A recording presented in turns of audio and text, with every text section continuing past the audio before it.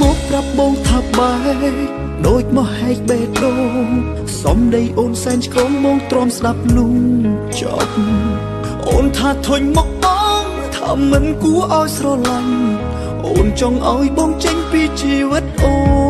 នអ្វីដែលអូនត្រូវការបងមិនជំទាស់ទេតែបងសុំមាសមេនៅក្បែរអូនមួយយប់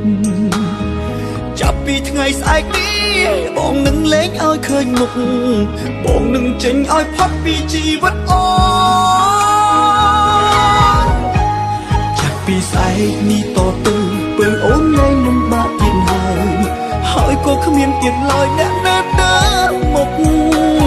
មនុស្សដែលអូនធ្លាប់ស្ដាយហើយប្រែថាស្អប់បងផុតនឹងចាក់ចេញឲ្យផុតមិនវិលវិញទេចាប់ពីស្អែកនេះតទៅពើអូនលែងលំបាកទៀតហើយតែគុំយំដងហើយប្រាប់ថានឹកបងអ្វីដែលអូនត្រូវការបងនឹងបោះពេញបងងងក៏មិនសួរនួនអងពីហេតុផលបែ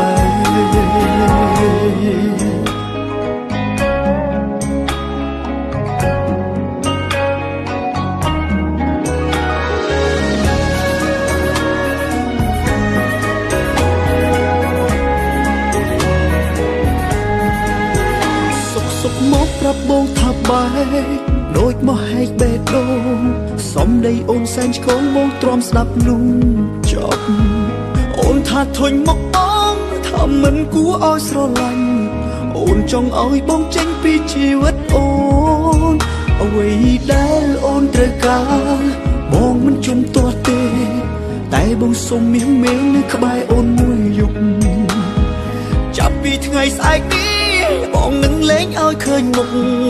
បងនឹងចេញឲ្យផុតពីជីវិតអូ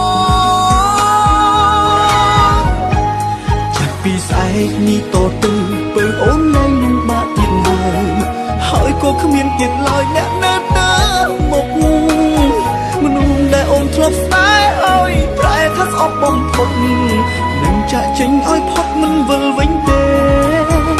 ចាប់ពីស្អែកនេះតទៅពើអូនលែងលំបាកទៀតហើយ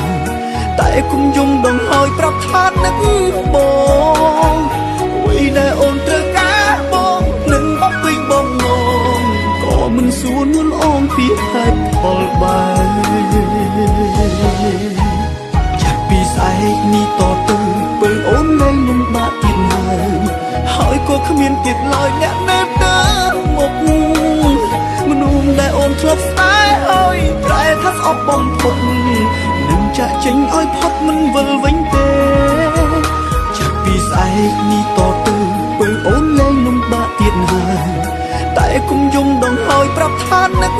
បង